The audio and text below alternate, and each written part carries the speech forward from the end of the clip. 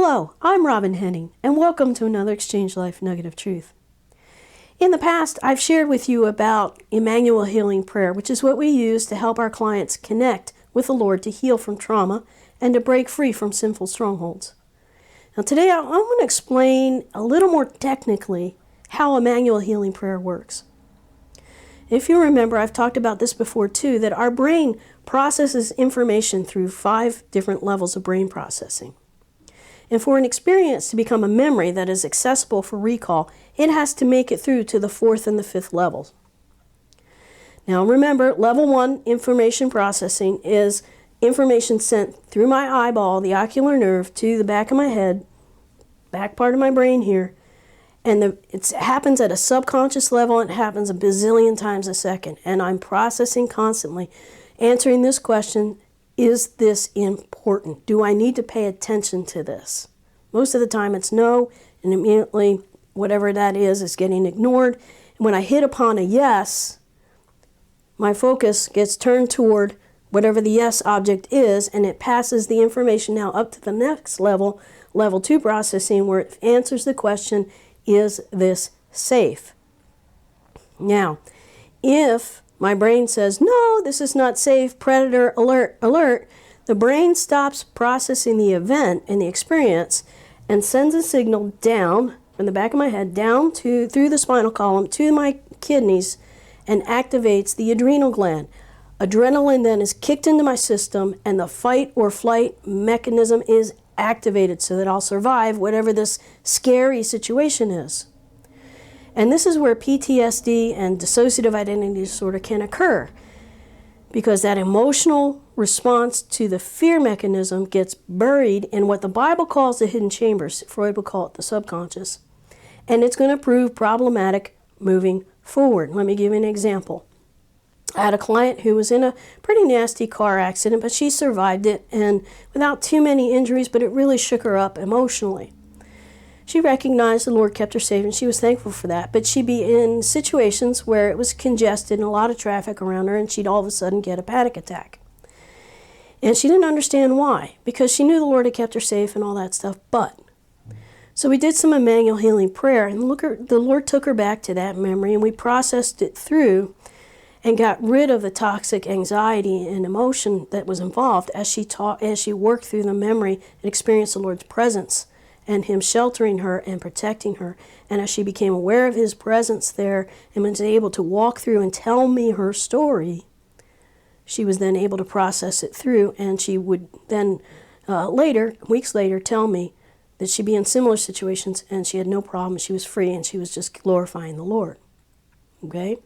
Now, if we're at level 2 processing, we're answering the question, is this safe? And we come back with a yes.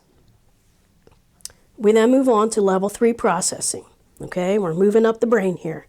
Level 3 processing, the event, the experience becomes part of our story, the story of our day.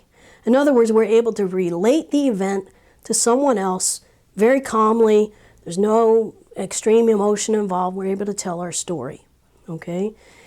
And that's very similar to, hey, you get home from work, your spouse says, hey, how was your day? You're able to tell them about it. If you're a student, you're coming home, parents ask, what'd you do today? You're able to relate your story to whoever's there, and it actually helps you process all the stuff that you've went through that day, and it becomes part of your story.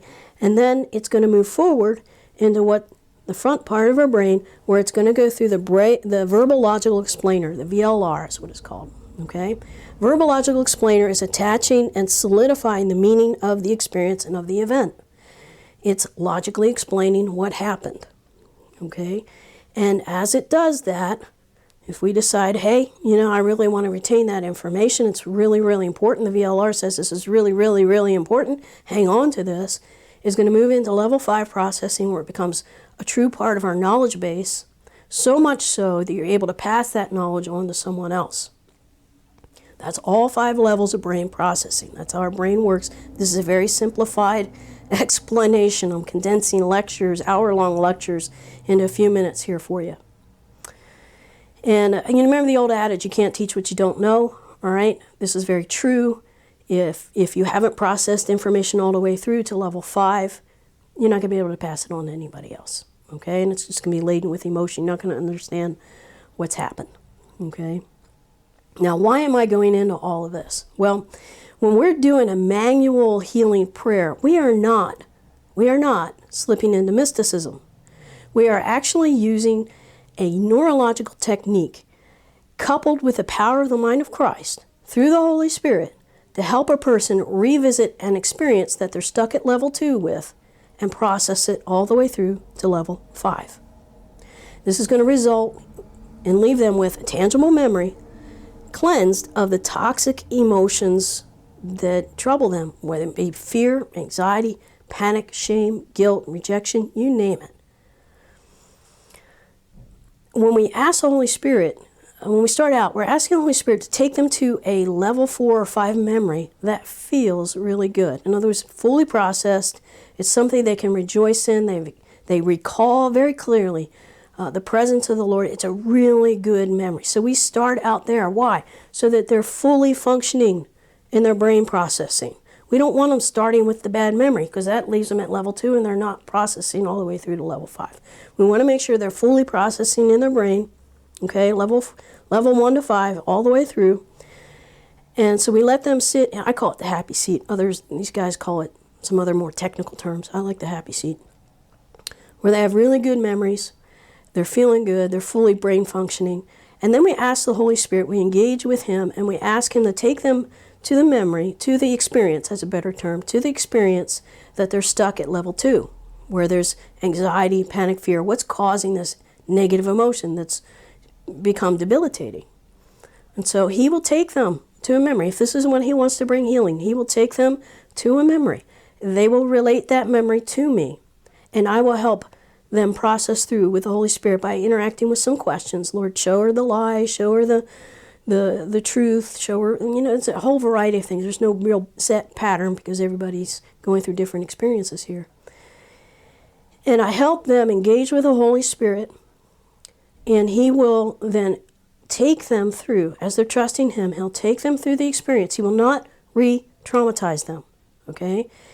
He will take them through. He's not activating fight or flight. He's saying, hey, I'm here. His presence, they feel His presence in one way or another, and His presence drives out the fear, and He helps them process through the memory. They're able to tell me their story. They're able to see what really happened, along with that the Lord was there. He didn't leave them. He was protecting them. I remember one of my clients who literally, the Lord gave them a picture of Him having His arms around them and protecting them through an accident. And they came out on the other side okay. But in the moment, they had stopped processing. So as we go through that process and see the Lord's presence there, His presence drives out the fear, drives out the anxiety. And they begin to see the truth of the event incorporated with the work of the Lord in their lives, and they're free.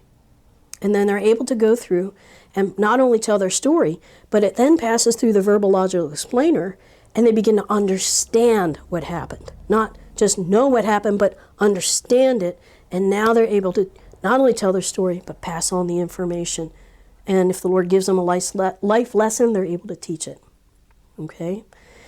So, beloved, this is an amazing thing to watch happen. It is awesome to see the Lord bring healing this way, body, soul, and spirit, all three working together. And it is not mysticism. It is a neurological technique that the Lord has given us to help people process through horrible events or scary events. They don't have to be actually technically horrible, but traumatic events, and bring healing.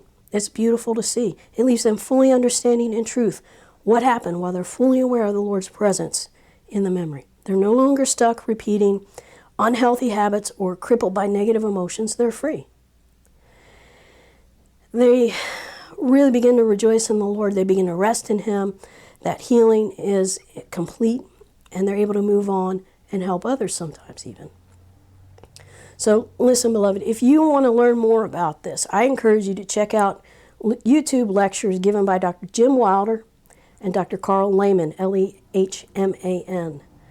They are both Christian psychiatrists who have written and taught extensively on this topic and have tremendous testimonies of how it's helping their clients really gain healing and freedom. Okay? They both have websites. Jim Wilder's, I think, is lifemodel.com. lifemodel.com or something, lifemodelworks.com, something like that. And Dr. Lehman's is ImmanuelApproach.com or something like that. If you just Google their names, you'll find them. Okay? I hope this encourages you. I hope it clears up any misunderstandings that some people have had about Immanuel Healing Prayer. Again, it is not mysticism. It is a neurological technique coupled with the work of the Spirit of the Lord in a person's life to bring them freedom.